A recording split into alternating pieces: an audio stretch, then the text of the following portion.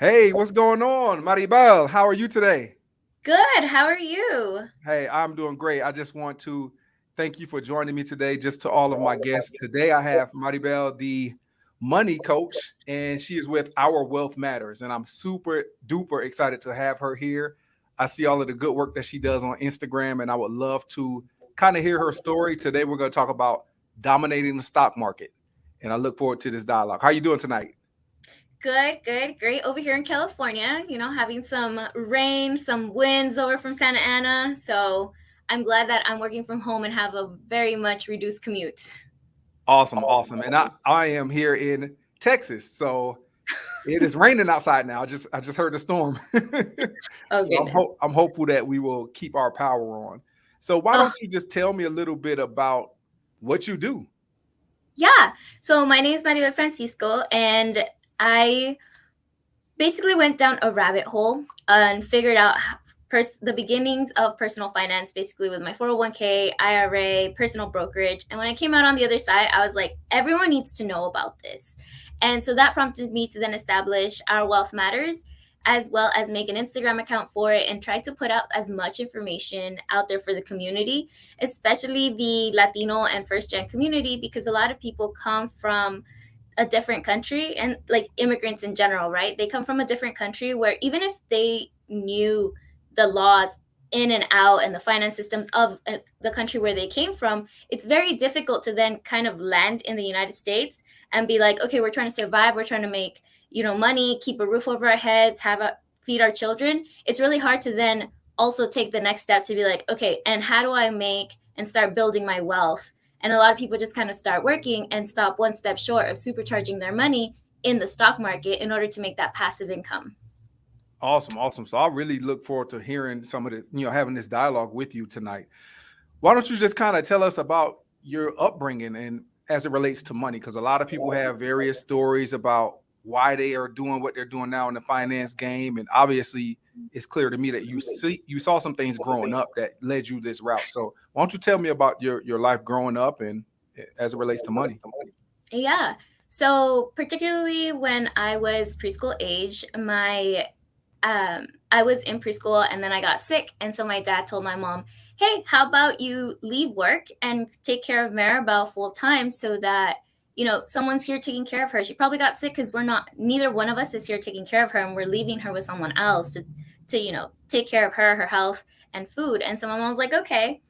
Fast forward, my dad is now out of the picture, and my mom, was she behind his back was still working a little bit, and she worked as a seamstress at the time, so she was helping another lady do her work. And so my mom has almost no income. All she has under her name is a car, and so now she can't pay the rent, and we like end up living in a car for about 2 weeks and eating like leftovers from preschool and people that she knew. She was going to night school to learn English. Friends from that, they would be like, "Hey, Maria, why don't you come over and eat at our house?" But it's like obviously the invitation, they know what you're going through, and so they're trying to, I don't know how to say it in English, but it's like están tratando de hacer el paro, like they're trying to do you a favor, kind of like not saying it but still being like, "Hey, come over, let's eat together." Yeah, I totally understand it. And when you had those experiences, it basically helped to lead you like, hey, when I get older, I want to be able to not go through this. Am I correct? Yeah. Yeah, that's my biggest thing, that I'm like, I just never want to go through that again. And if I ever have children and end up doing it like myself, I want to be able to provide for my children and not have them go through that same situation. I totally understand. So you don't do you currently have children? Currently, no, but I Okay. do hope to have them in the future, whether it is through natural means or adoption or some other way. I'm going to have children in my life, whether they're nieces or nephews or something, but it's going to happen. Yeah, and a good thing about it is that they will be blessed with a parent who is aware of these things and who can, kind of show them the ropes and lead them to financial success. So that's very good to hear. So let me ask you this. I had an interview with, Rich and Regular a few months back, and one thing that we talked about was a sandwich generation. Hmm. And I don't know if have heard of that particular term, but I know that you have mentioned how, as parents in the Hispanic community get older, you have the likelihood of having to take care of them rises. So why don't you tell us a little bit about that? Yeah, so I just made a recent post about this, especially because we're going through Latinx Heritage Month. So I very much wanted to focus on the Latino community. And as you mentioned, some generations are caught in the middle where, as your parents are aging, you now by cultural norms are expected to take care of them. And so where my parents come from, they do help support them monetarily. It is not usually to the level where they come live with you. So usually, they keep their independence in their own home, and you start to send money over every paycheck. I see people, they go over to the cash checking and they send money out by Western Union or all of these other companies.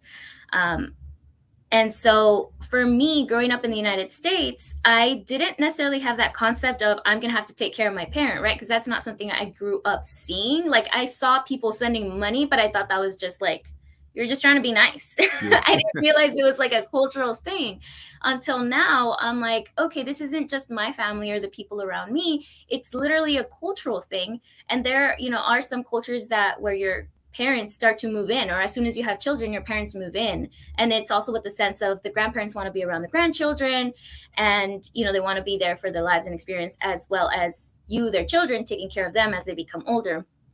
So me being here and being the first generation, I have asked my mom, like, what are your retirement expectations? Like, what are you thinking about doing after you stop working? And what is your retirement plan? And I think she thinks it finds it odd that I am asking these questions right now, because she still has at least like 20 years of good working years ahead of her, right? And she's just kind of like, listen, if you guys aren't around, my children, my nieces and nephews will take care of me back in Mexico. Like, and I'm like, well, I'm not saying that I'm not going to take care of you, right? I'm saying that I just want to know so I can take that into account as I'm working through my finances. Because if I'm trying to do fire and retire early with that, and my mom expects me to be her retirement plan, well, now I need to account for that. And does my timeline then expand? And so that's the way I try to put it towards my parent.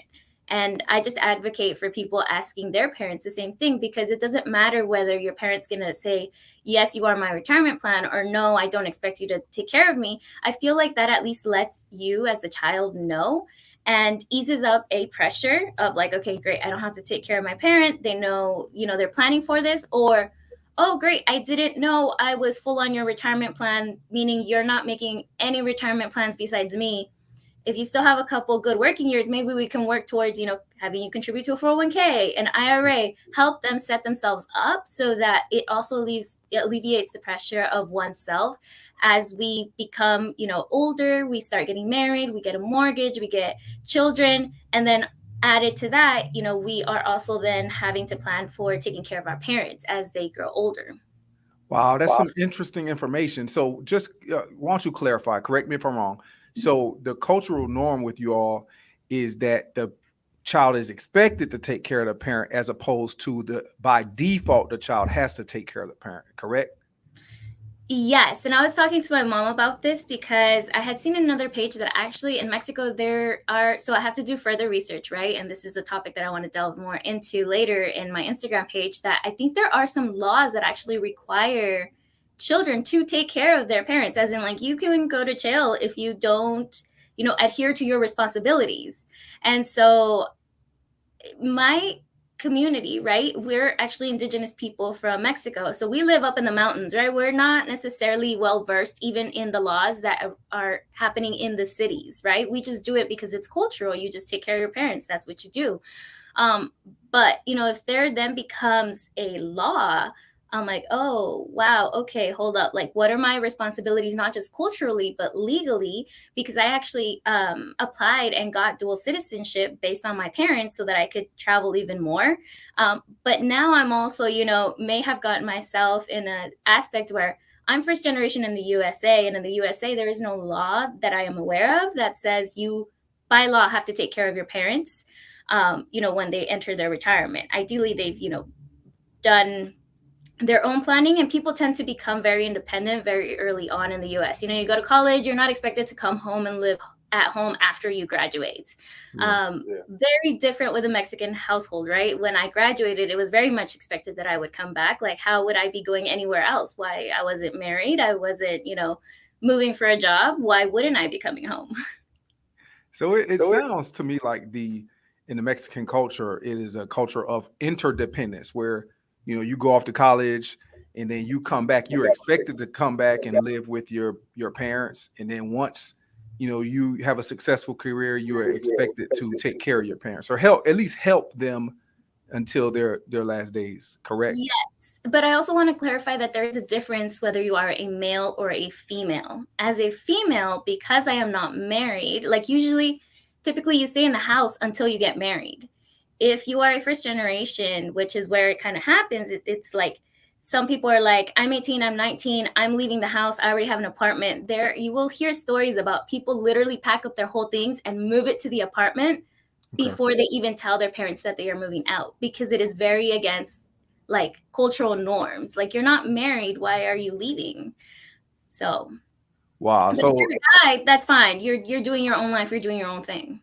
okay. So is it usual that people get married early, like kind of young, around 20 to 21? Oh, not even. So in my mom's pueblo, they get married around 15, 16. So that's where it kind of becomes different, right? So if I'm not expected to leave my house until I'm married, but I am now like a decade or more past where you would normally have already been married, what is that new expectation? Because that's an expectation from the homeland, from the pueblos up in the mountains. Now I'm in the US and I've finished my studies, and so that elongates how much time it takes me before I even start thinking about getting married. Usually children in the Purepecha culture, the females don't go on to study beyond like junior high or high school because the university is very far, and if your parent is not willing to support you to either give you money to go or give you a ride to go, you're just not going. And you are basically just raised to take care of your children, get married, take care of the children, take care of the household. And if your husband needs it, you also need to go out and work on the fields with them. But you are not necessarily going to see any of that money. You are mostly dependent on your husband. Wow, that's interesting information. That's information I didn't know before this conversation. So that's very interesting. I'm gonna look that up myself. So let me ask you this. I was actually, in a group earlier today, one of the many financial groups I am on in Facebook, and I saw the question. Somebody said, "Hey, is it too late for me to start saving for retirement?" And she was like 38 years old, and I said, "As long as you're breathing, it's not too late." And I don't know how old your mom is, but you did mention that she had approximately 20 years left until retirement. And I do know that retirement is not an age, it's a number. Mm-hmm. So the fact that you're expected to help take care of her, she can supplement that by saving for her retirement, getting out of debt. So what supplemental plan do you have for her with her own money to help her get where she needs to go? So right now she has her own income tax business. So she's very much so she doesn't have like a 401k from an employer and such, and she wants to do an LLC before moving on with any like personal retirement plans, just because of the way the financials fall. And this is very typical, especially of immigrants, because they come and not everybody has a social security number, or if you do, you may be a resident and not a full citizen, and there are different things that you need to navigate through in order to just open a brokerage account. Just like me, I have a social security number because I was born here. I just went online, a couple clicks, 20 minutes later, I've got a brokerage account and I'm just waiting for the bank to transfer money. Not the same thing for immigrant families, not the same thing for DACA recipients.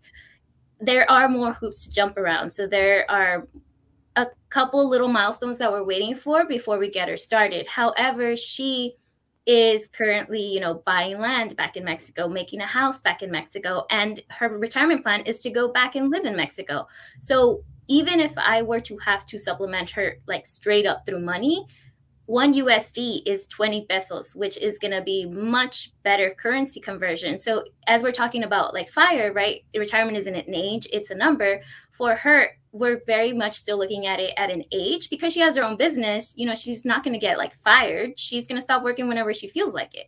And so by the time it's about 20 years when she gets to those 60, 70 range where Americans typically retire.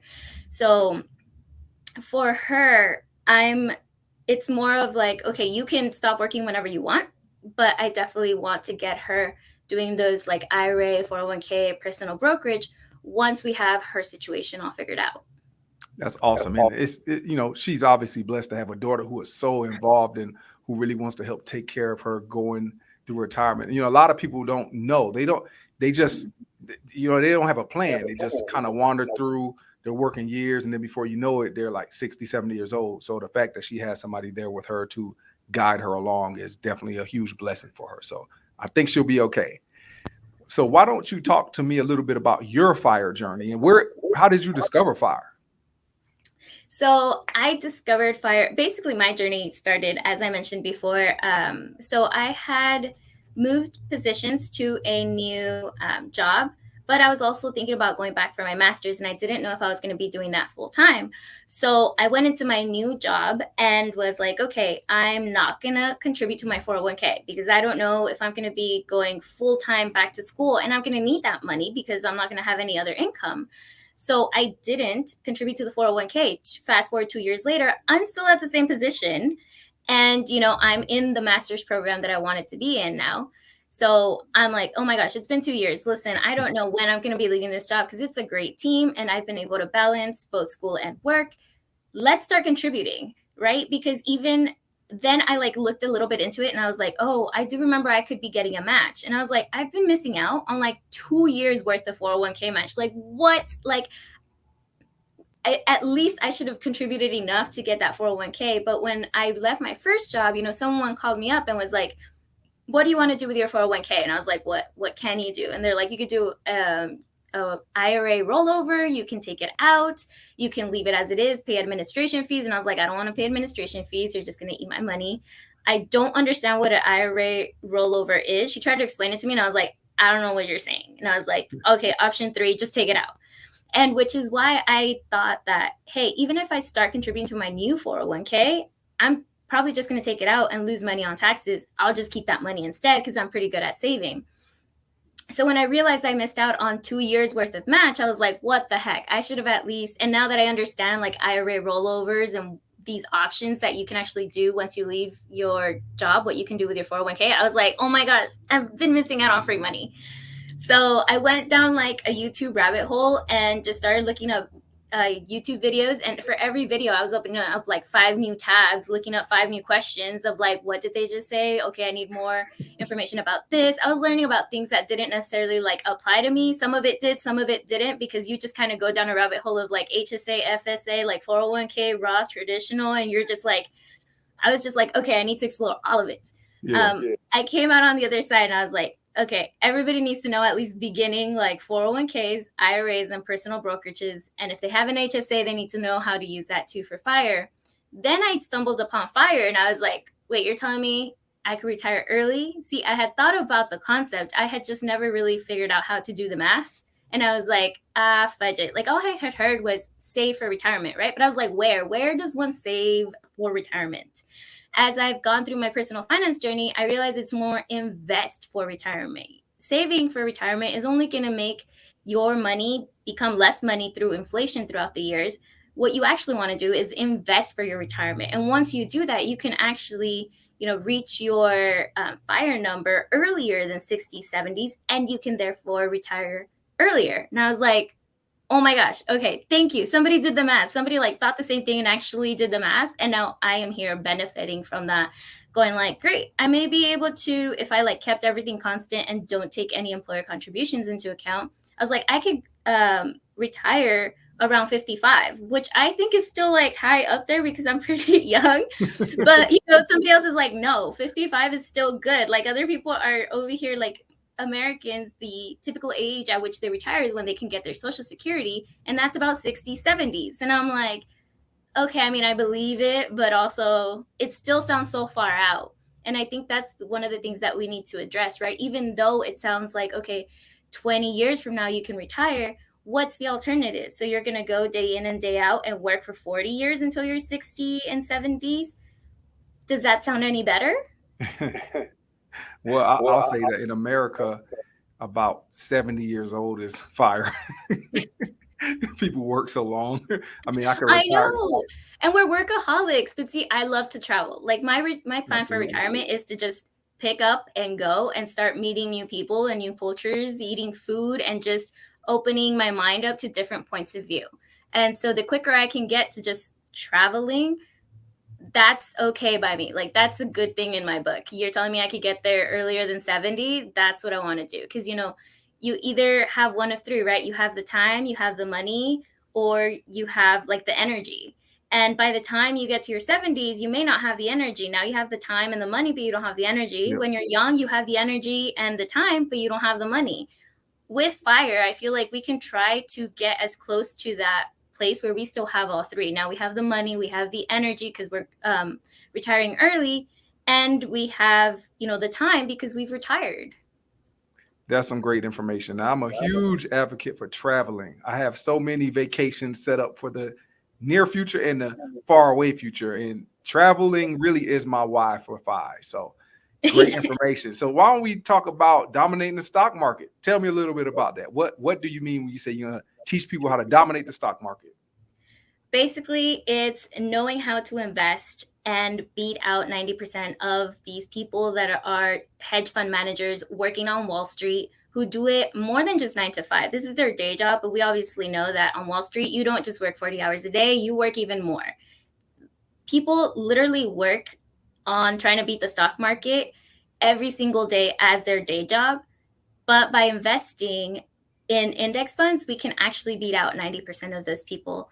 So you do less work, less time dedication, but you're going to come out on top with better gains. I thought that was just like, oh my gosh, and this is allowed to happen, and we can get in on it with even just $1. Yes, let's do that. Like, let me teach you how to do that, because I want everyone to succeed and everyone to be getting wealth and buy back more of their own time so they can start doing whatever it is that they want to do, instead of going like, okay, my alarm is going off. Maybe I can snooze it 5 more minutes. I really don't want to go to work today. That's yeah, I understand that. Eventually, I hit my alarm like 5 times this morning. I was like, oh, I was rushing to get to work. So I am a very boring investor. I'll just be honest with you. I put like almost 99% of my investments into VTSAX. Are you the same, or are you a little more? Yes. I am the same. I have a little bit more exposure to one company because that's who I work with, and I get ESPP, which is Employee Stock Purchase Program, which means I get it at a discount. So if I were to be able to sell that instantly, that discount would already be gains, right? And I actually have to hold it for 1 year, which I'm kind of okay with, because tax purposes, you're going to get charged less taxes if you hold it for a year or longer than if you hold it less than a year, which is called short-term gains. So it's better to hold it a year plus anyway. And if you're really truly investing, 1 year is going to seem like a reasonable timeline. It's like a really short timeline if you're actually investing, which we consider to be long-term. Got it. So index funds, VTSAX. Let me tell you what's interesting. In the past, I had a financial advisor that was, sent to me through the school. It was a school district person. He was a teacher, and he went into financial advising. I said, hey, let me get this guy a shot.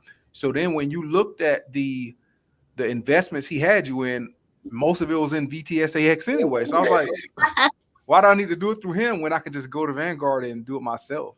So why don't you advise people to use a financial advisor? So I think there's different levels of life, right? If you are a beginning investor and that's all you're going to be using for your passive income, this is something you could do for yourself. And through Vanguard, you can do it for 0.04% fees. Through Fidelity, you can get 0.0000% fees, right? If you go with their zero cost index funds. When you have an advisor, if you then go like, you know what, I can't do it, this seems like too much for me, that's when you want to then you can hire an advisor. You could go with a robo advisor, right? But understand that you're going to get charged higher fees because there's somebody or something taking care of you and making those decisions for you. It's like, so an analogy that I was thinking of the other day is basically, if you're going to send someone to the market to get it for you, right, through an app that you send somebody else to go get your groceries, you don't just pay for your groceries, you pay for the added service of somebody else going to fetch your groceries. Yep. However, if you have a list of companies, a list already that you know what you want, and you go to the store for yourself, you only have to pay for the food that you're purchasing. Likewise, with index funds, you only have to pay for that index fund that you're purchasing because you're willing to go do it yourself. And through coaching, that's where I try to get people who are like, I don't understand this, right? I don't understand it, to get them to understand, overcome that hurdle and be like, you can understand it. And I'm here to help you through this journey, to help you understand it with any analogies that we need. Do I need to draw you a picture? Like, I'm very picture and visually like inclined. So when I say, do I need to draw you a picture? It's in serious tones. Because I feel like different people learn different ways. And if I can get you to understand how index funds work and how you can pay for less fees in order to get more money, even more than what Wall Street people are making, I think that is just a win for the community here, where we aren't millionaires, but we can be millionaires. And let me show you how, through literally math, right? And pictures and calculators online, so you can replicate these results, and that it's possible. That is some really good information. So at the current time, are you doing mostly virtual coaching, or are you doing in person, or kind of a hybrid thing? I prefer to do virtual because it just extends how far out I can help people, right? I can have a client from New York and we don't necessarily have to meet up in the same space, but sometimes it's better for them because they're leaving work and my time and their time coincide. So I prefer doing it virtually. There are also people who are living abroad and they're expats, but because they have USA citizenship, they can still be investing in the USA market. So I prefer doing it virtually. Once COVID comes back, I may think about doing one-on-one, but just because I live in LA, listen, if we have to go anywhere, it's going to be at least a 30-minute commute. Instead, let's spend that time talking about you, your finances, and how you can succeed. That makes sense. So I have a question. I saw someone mention the total world index fund yesterday as opposed to the total stock market fund. What do you think about that? Do you know much about the total world fund? Um, I think it's VWSAX instead of VTSAX.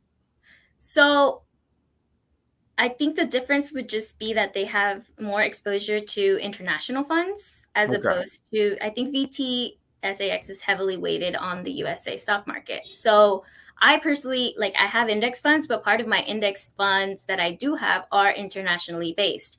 Although a lot of the calculations that you'll see with 8%, 10% are based on the USA stock market because that's the one that's been leading the stock market so far. But you never know how things are going to change. And maybe there's going to be a company that, in outside of the USA who brings up those international companies. Japan, Germany, they used to be very on top when we were going through the Industrial Revolution and how they were making better cars and stuff, and they were leading the way, right? And now America's leading the way. We never know when it's going to go back towards the international companies. So I personally balance part of my portfolio to be, it's very much in the USA stock market because I want to reap those gains, but I'm also putting a part in international funds. So I think it very much, through coaching, you understand, what is your risk tolerance? How much do you want to divide personally between the USA stock market and international? If it's 0% to international, that's fine, right? But through coaching, you're going to understand why, or at least what it means if you were to put money in the international stock market. And if you don't want to, why? And if somebody asks you oh, why are you not invested in the international stock market? You're going to be able to speak to it. So I remember talking to one client and, she's bilingual and she spoke Spanish and she's like, but I don't understand stocks. And I'm like, listen, by the time we're through with coaching, I want you to be able to say, I speak Spanish and I also speak stocks. I want you to be able to hold your own in a conversation and know what you're investing in and why you're investing in it. That is awesome. That's an incredible service that you're doing for your clients. And I would love to hear more about it later. Why don't you tell everybody who sees this video, how they can get in touch with you and how you can best support them? Yeah. So if you guys want to get in touch with me personally, you can email me at 123ourwealthmatters@gmail.com. Or I'm also on Instagram as Our Wealth Matters, same on TikTok, Twitter, and I have a Facebook page. I'm mostly active on Instagram. That's where I get all my pieces that I post everywhere else and consolidate everything on Instagram. So if you follow me on Instagram, you'll see the latest and greatest of everything, all the other platforms. Awesome. Well, I told you I would get you out of here in 30 minutes and you gave a wealth of information. I hope that you get some people that reach out to you, and I, definitely look forward to collaborating with you again. And I'll definitely stay in touch. That was some phenomenal information. And whoever has you as a coach is lucky to have you as a coach. Okay. Thank you so much. Thank you for having me. Hey, my pleasure. You have a good evening and stay safe over there. You too. All right. Bye-bye. Bye-bye. Uh-huh.